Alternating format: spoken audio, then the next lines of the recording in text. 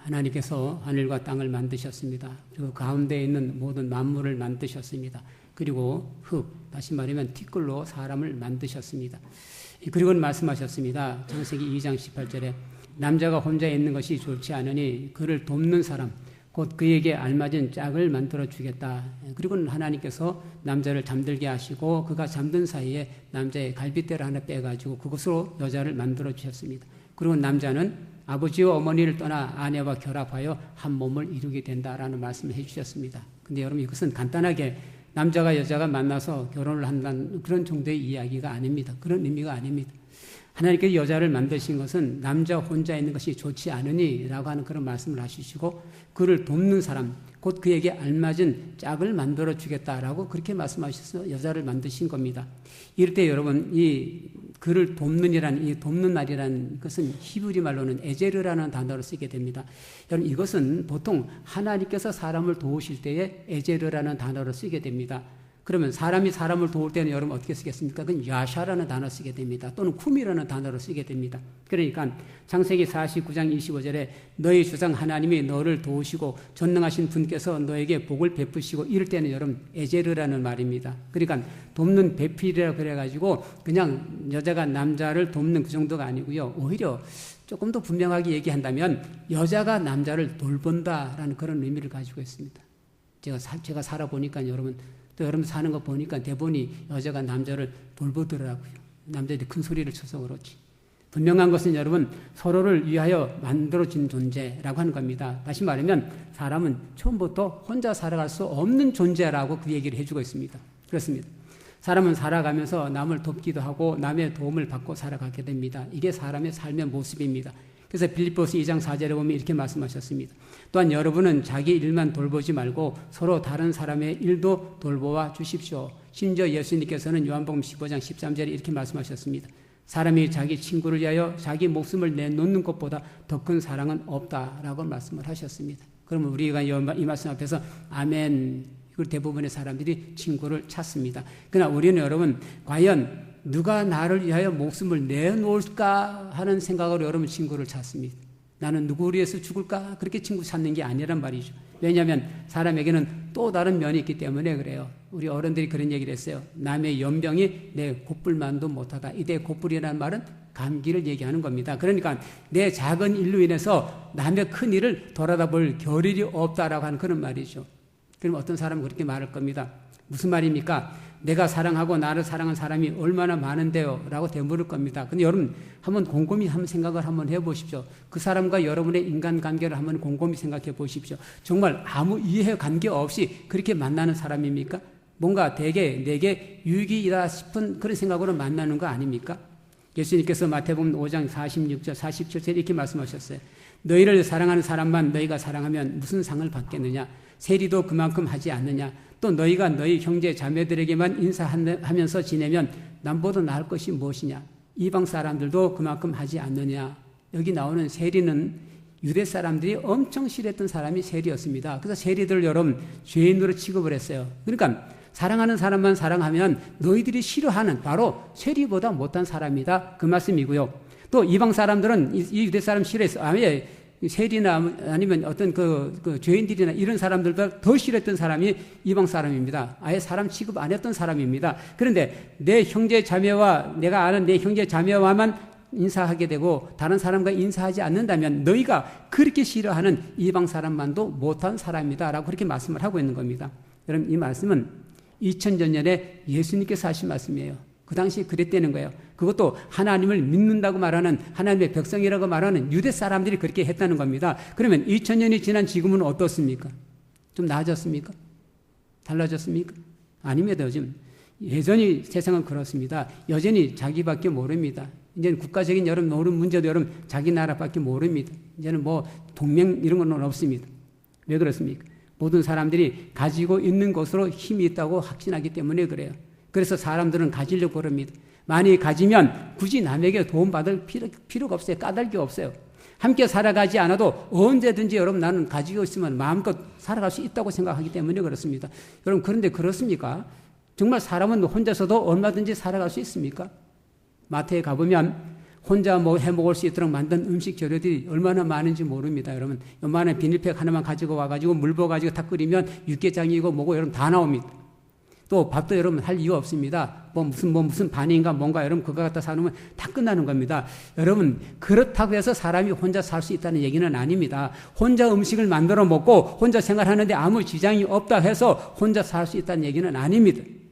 사람은 어쩔 수 없이 함께 살아가야 할 존재인 겁니다. 그런데도 불구하고 남하고는 아무 상관없이 살아가는 게 이게 오늘 우리들의 모습입니다. 그래서 이 시대를 보면서 늘 디모데후서 3장이 생각이 나는 겁니다. 디모데후서 3장 1절부터 5절까지. 그대는 이것을 알아두십시오. 말세에 어려운 때가 올 것입니다. 사람들은 자기를 사랑하며 돈을 사랑하며 뽐내며 교만하며 하나님을 모독하며 부모에게 순종하지 아니하며 감사할 줄 모르며 불경스러우며 무정하며 원한을 풀지 아니하며 비방하며 절제가 없으며 난폭하며 선을 좋아하지 아니하며 배신하며 무모하며 자만하며 하나님보다 쾌락을 더 사랑하며 겉으로는 경건하게 보이나 경건함의 능력은 부인할 것입니다. 그대는 이런 사람을 멀리 하십시오. 집에 돌아가셔서 디모데후서 3장 1절부터 5절까지 여러분 하나 나오는 거기에다가 한번 동그라미를 한번 쳐보십시오. 나는 내가 그런 사람인가 아닌가 동그라미를 하나 쳐보시면 여러분이 어떤 사람인가는 여러분 대박에 아마 드러나게 될 것 같습니다. 근데 이게 남들만 얘기하는 건 아니잖아요. 나도 얘기하는 거잖아요. 너나 달 것 없이 지금 우리가 그런 삶을 살아가고 있다는 겁니다. 그런데 문제는 사람들이 이걸 그냥 여러분 죄라고 생각하지 않습니다. 분명히 성경에는 이게 말세의 어려운 때라고 말합니다. 말세에 당하는 고통의 때라고 말합니다. 근데 수많은 사람들이 이 시대가 그래서 그렇다고 여러분 우리도 동승하고 있는 겁니다. 심지어 믿음의 사람들까지 이렇게 살아가고 있는 겁니다. 그래서 오늘 우리가 읽은 이 예수님 말씀이 자꾸 생각이 나는 겁니다. 우리가 왜 이래야 하는지, 무엇 때문에 이래야 되는지, 그러면 어떻게 해야 되는지. 그래서 예수님의 말씀이 자꾸 생각이 나는 겁니다. 어느 날 어떤 율법 교사가 일어나서 예수님을 시험했습니다. 선생님, 내가 무엇을 해야 영생을 얻겠습니까? 여기 시험한다는 말은 그 속에 불순한 의도가 포함됐다는 얘기입니다. 예수님을 인정하지 않으면서 예수님에게 뭔가를 이렇게 좀 배워야 되겠다 하는 그런 마음이 아니면서 질문했다는 거죠. 이것은 혹시라도 예수님이 말 한마디라도 실수하면 고리를 붙잡겠다는 겁니다. 여러분, 의외로 이런 사람들 많습니다. 살다 보면. 조금이라도 남보다 내가 더 많이 안다고 스스로 여기는 사람들은 대부분이 이렇게 말합니다. 그런데 예수님께서 그에게 뭐라고 말씀하셨습니까? 율법에 무엇이라고 기록하였으며 너는 그것을 어떻게 읽고 있느냐? 여러분, 이 예수님께서 물으신 이 물음은 대단히 중요합니다. 율법에 무엇이라고 기록되었는지 우리는 알아야 되고요. 그리고 내가 그 율법을 어떻게 읽고 있는지도 여러분 우리들은 알아야 돼요. 따지고 들면 여기 율법은 구약의 오경입니다. 그러나 여러분 이것은 하나님의 말씀입니다. 토라라는 말은 율법이지만 동시에 하나님의 말씀입니다. 하나님이 일하신 것, 하나님께서 우리를 얼마나 사랑하신 것, 그걸 기록되어져 있는 얘기입니다. 그래서 하나님의 말씀으로 여러분 그걸 읽어야 되고요. 하나님의 말씀으로 들어야 되고요. 그리고 그 말씀을 내게 주신 하나님의 말씀으로 우리가 들어야 되는 겁니다. 그럼 여러분 한번 물어보겠습니다. 여러분은 율법, 다시 말해서 곧 성경에서 무엇이라고 기록하였으며 그것을 어떻게 읽고 있습니까? 이 질문 앞에서 여러분 대답이 있어야 됩니다. 율법 교사가 대답합니다. 너의 마음을 다하고 너의 목숨을 다하고 너의 뜻을 다하여 주 너의 하나님을 사랑하여라 하였고 또 너의 이웃을 너의 몸과 같이 사랑하여라 하였습니다. 그러고 보면 여러분 우리는 이 율법 교사를 뭐 이상한 사람들로 보고 재미없는 사람으로 보지만 대단한 사람들입니다. 구약 성경의 그 넓은 범위에서 이 하나님 말씀을 가려냈다는 게 여러분 이게 얼마나 대단한 겁니까? 여러분 아무리 우리가 성경을 읽어도 한마디로 얘기해봐라. 그럼 여러분 아무 말도 못하지 않습니까? 심지어 예수님께서도 그 사람을 인정했어요. 너의 대답이 옳다라고요. 그렇습니다. 성경을 말씀드리지만 이거를 여러분 어떤 압착해다 놓고 있는 힘을 다 해서 꾹 짜게 되면 그래서 나오는 게 하나가 있는데 그게 뭐냐면 사랑이라는 겁니다. 성경은 처음부터 하나님께서 우리를 얼마나 사랑하셨는지에 대한 이야기를 해주고 있습니다. 창세기 여러분 이제 새벽마다 매일마다 한 장씩 읽었는데 이제 오늘 아침에 이제 5장, 6장까지 여러분 읽었습니다. 처음부터 여러분 창세기는 그리고 성경은 하나님의 사랑에 대한 얘기입니다. 아담이 하나님 말씀을 어겼습니다. 그럼 반드시 죽는다 하나님 말씀하신 것처럼 그는 죽어야 되는데 하나님이 살려주셨어요. 하나님께서 가인과 아벨을 태어나게 하셨습니다. 아담에게서 가인과 아벨이 태어나게 했습니다. 그런데 하나님께서 자신의 제물을 받지 않았다고 해서 가인이 아벨을 죽입니다. 그럼 여러분 하나님을 떠난 가인의 후손들이 태어나게 됩니다. 그리고 창세기 6장 5절부터 6절까지 주님께서는 사람의 죄악이 세상에 가득 차고 마음에 생각하는 모든 계획이 언제나 악한 것임을 뿐임을 보시고 땅 위에 사람 지으셨음을 후회하시며 마음 아파하셨다라고 기록하고 있습니다. 그럼 여러분 신기하지 않습니까? 분명히 하나님은 공의로우신 분이십니다. 그러면 잘못된 사람들이 죽고 잘한 사람이 살아나야 되는 겁니다. 근데 처음부터 여러분 잘못된 사람들이 계속 이어져 가고 있어요. 정작 죽어야 할 사람들이 죽지 않고 여러분 죽지 말아야 할 사람들이 여러분 죽는 그런 세상에 이어져 가고 내려가고 있는 겁니다. 아벨이 죽으면 안 되잖아요. 가인이 죽어야 되잖아요. 그게 하나님의 공의로우심이잖아요. 근데 오히려 아벨은 죽고 가인이 살았습니다. 그 후손들이 내려가고 있습니다. 왜 그렇습니까, 여러분? 그럼에도 불구하고 하나님이 그들을 사랑하셨다는 겁니다. 그럼에도 불구하고 하나님이 그들에게 구원의 길을 열어주셨다는 겁니다. 이거는 오늘 우리들이 그 성경을 읽는 우리들에게 그럼에도 불구하고 하나님이 우리를 사랑하신다라고 하는 그 말씀을 우리에게 들려주신 겁니다. 하나님께서는 언제나 우리를 사랑하셨습니다. 그래서 하나님께서는 그 사랑을 우리로 구원하셨습니다. 요한복음 3장 16절 하나님께서 세상을 이처럼 사랑하셔서 외아들을 주셨으니 이는 그를 믿는 사람마다 멸망하지 않고 영생을 얻게 하려는 것이다. 여러분 이렇습니다. 그러면 얻는 게 여러분부터 먼저겠습니까? 아들을 주셔서 그를 믿는 믿음으로 말미암아 구원받는 이 방법이겠습니까? 아니면 그렇게 하신 하나님의 동기겠습니까? 여러분 그 하는 동기입니다. 사람들은 여러분 예수 그리스도 믿음으로 말미암아 구원받는다라고 여기시게 되지만 하나님은 먼저 우리를 사랑하셨다라고 말씀하고 있습니다. 하나님의 사랑을 받아들이는 겁니다. 그래야 우리가 하나님의 자녀가 되고 구원받는 사람이 되는 겁니다. 만약에 이 하나님의 사랑이 없다면 우리는 구원받을 수 없습니다. 이 하나님의 사랑이 없다면 여러분 우리가 예수 믿는 것도 여러분 어림도 없는 얘기입니다. 에베소서 2장 1절 보면 여러분도 전에는 허물과 죄로 죽었던 사람입니다. 그런데 우리가 어떻게 구원받았습니까? 예수 그리스도를 믿음으로써라고 되어 있습니다. 그러나 4절 5절에 이렇게 기록되어 있습니다. 그러나 하나님은 자비가 넘치는 분이셔서 우리를 사랑하신 그 크신 사랑으로 말미암아 범죄로 죽은 우리를 그리스도와 함께 살려주셨습니다. 여러분은 은혜로 구원을 얻었습니다. 예, 여러분 예수 그리스도를 믿음으로써 구원받는 것보다 하나님은 자비가 넘치시는 분이셔서 우리를 사랑하신 그 크신 사랑으로 말미암아 이게 언제나 먼저였어요. 근데 되게 우리는 성경을 읽으면 무엇부터 읽느냐면 예수 그리스도를 믿음으로써 구원을 얻었다. 여기를 먼저 봅니다. 그리고 이것이 우리의 목적이 됐습니다. 그리고 나는 예수 그리스도를 믿음으로 말미암아 구원받았다. 그러면 끝나는 겁니다. 하나님의 사랑은 훔쳐보지도 않습니다. 하나님의 사랑이 나에게 그리고 하나님의 사랑이 나를 어떻게 할 것인지 생각해보지도 않습니다.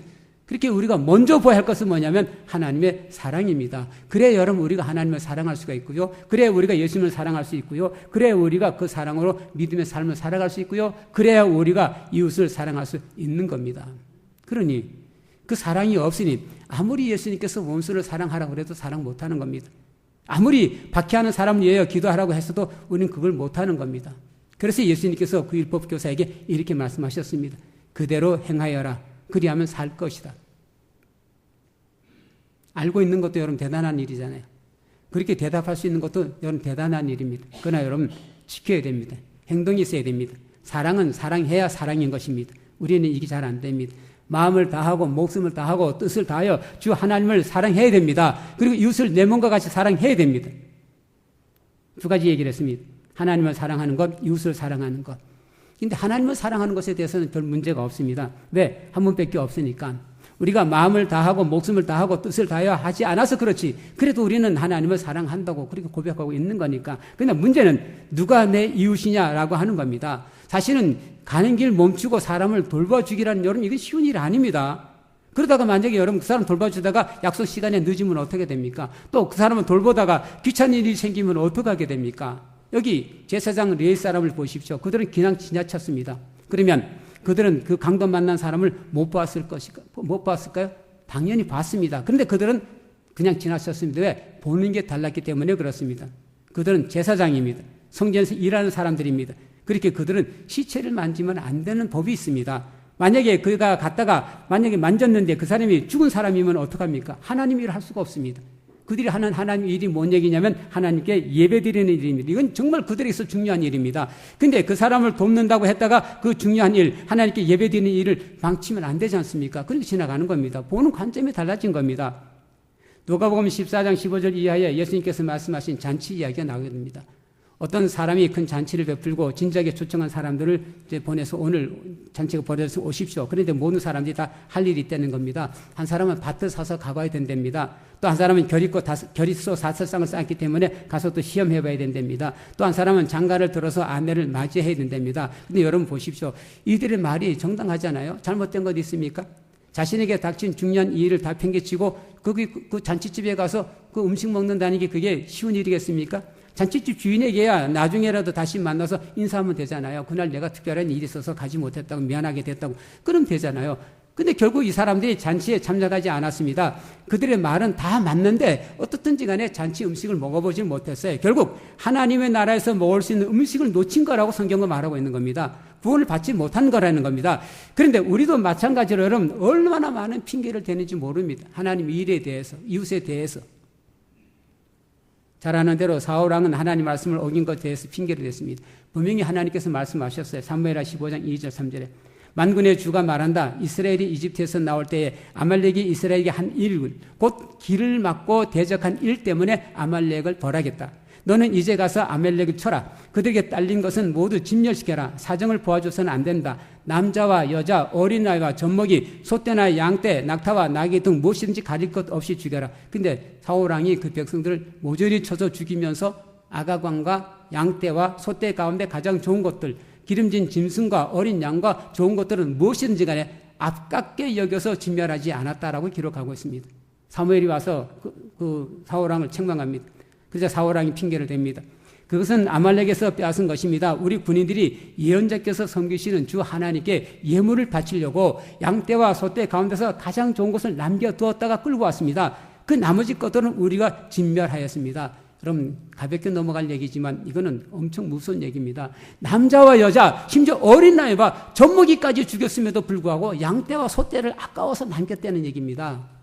그것도 하나님께 제물로 바치려고 가져왔답니다. 그러나 그것은 하나님 말씀에 순종하지 않는 것에 핑계에 불과했습니다.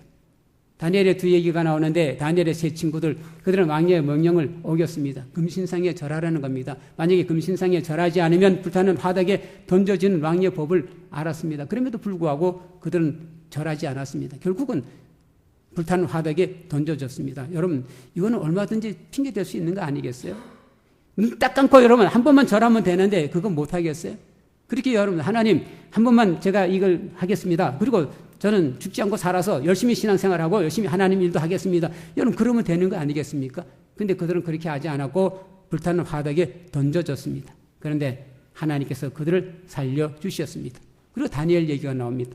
다니엘이 시기한 사람들이 왕에게 조서안을 받아냈습니다. 앞으로 30일 동안 왕외에 다른 사람에게 기도하는 사람은 무엇을 강구하든지 간에 사자굴에 던져넣으라고 하는 왕의 조서를 받았습니다.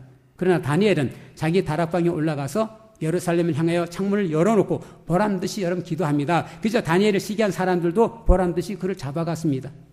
여기도 마찬가지입니다. 다니엘은 얼마든지 핑계 댈 수 있습니다. 다시 말하면 다니엘은 이제 바빌로니아의 정승입니다. 3대 정승 중에 하나입니다. 그는 그 막강한 힘으로 거기 포로로 잡혀가 있는 동족들에게 많은 위로와 힘이 되는 겁니다. 그러니 죽는 것보다 살아있는 것이 모든 사람들에게 그 민족에게 훨씬 유익입니다. 그러니 여러분 하나님께 핑계 댈 수 있잖아요. 또 기도해도 여러분 겉으로 소리 내지 말고 속으로 하면 되잖아요. 예루살렘 창문을 그날은 닫아놓고 기도하면 되잖아요. 누가 알겠어요? 그렇다고 하나님이 다니엘을 모른다고 하시겠습니까? 아니면 책망하시겠습니까? 그런데도 다니엘은 핑계 대지 않고 기도해 줬습니다. 그리고 잡혀갔습니다. 사자굴에 던져졌습니다. 그러나 여러분 하나님께서 그를 사자굴에서 건져내셨습니다. 핑계 대지 마십시오. 예배드림이나 기도하는 거나 사랑하고 용서하는 것에 대해서 핑계를 대지 마십시오.